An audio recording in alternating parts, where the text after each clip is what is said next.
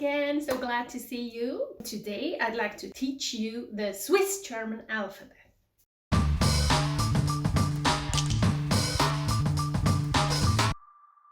So actually we don't have our own alphabet. We do use the German alphabet, which is used in the countries Germany, of course, Switzerland, Austria, Luxembourg and Liechtenstein.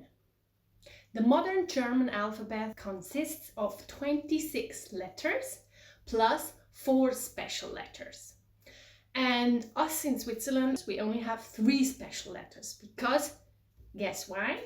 We don't use the SZ, the sharp S, which is used in Germany. So now I'm going through the international phonetic alphabet with you.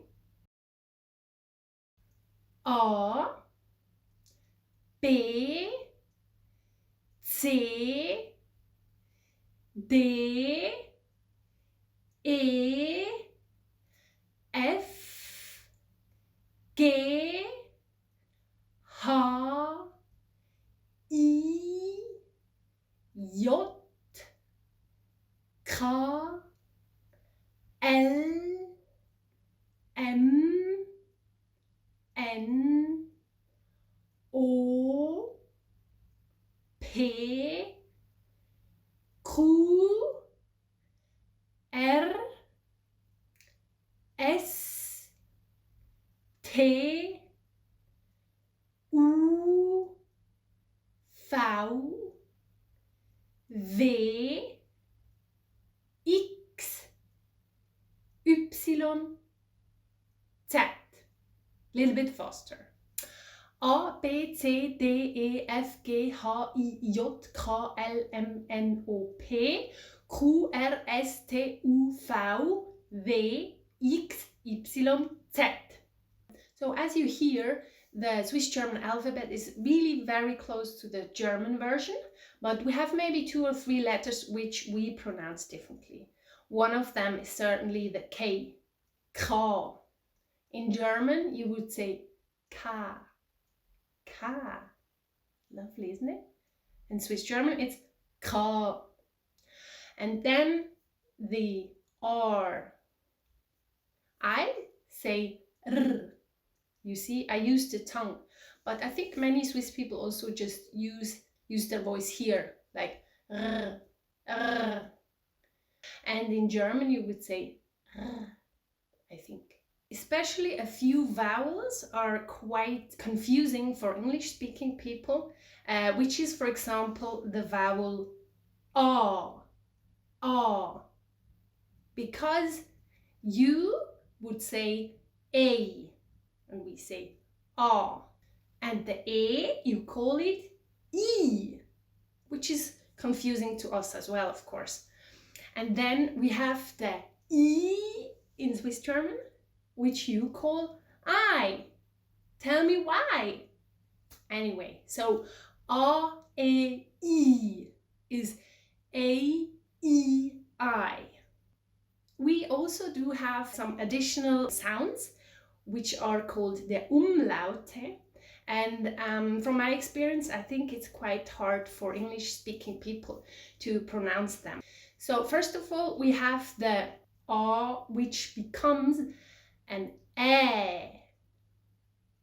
If you add the 2 dots, the A becomes E. Say it? Yeah, not bad, not bad. Okay, and then we have the O. Well, the O, which becomes the Ö.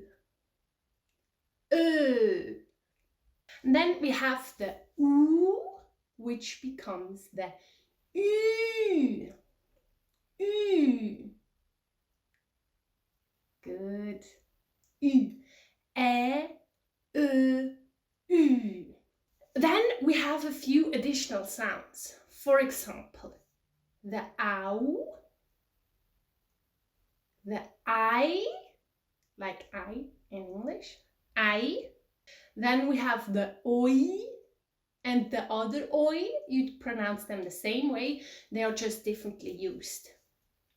And then we have the pf, pf, or the sh. These three letters together, they are sh, also in Swiss German and in German as well.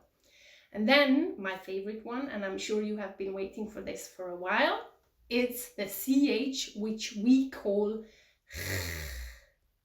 can you hear here in the back? Try it. Yeah, not bad. Like, for example, if you ask a Swiss person, can you please teach me a Swiss word? Most of the Swiss people will go and say Chuchichäschtli, just because they love it. If you have difficulty saying, it's not actually a word we use very often, because Chuchichäschtli means kitchen cabinet. I mean, it's not very common, is it? Then we have the st and sp. That's another thing which is different for Swiss German compared to German, because we never say st or sp, but we always say sp and st. So the S becomes a sh in Swiss German. Then something which only exists in Switzerland, and you might have heard about that as well. We use it a lot, and it's li, the ending li. And you can basically use any noun and add a li, and that's the small version of something. Like, for example,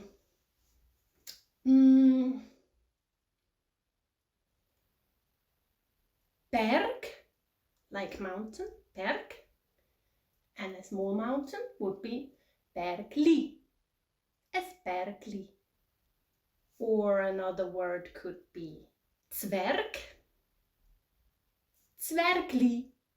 So it's a small dwarf, a dwarf and a small dwarf. The most common letter used in Swiss German is E, which is E, isn't it? Yeah, E in English. And the rarest letter in Swiss German is Q.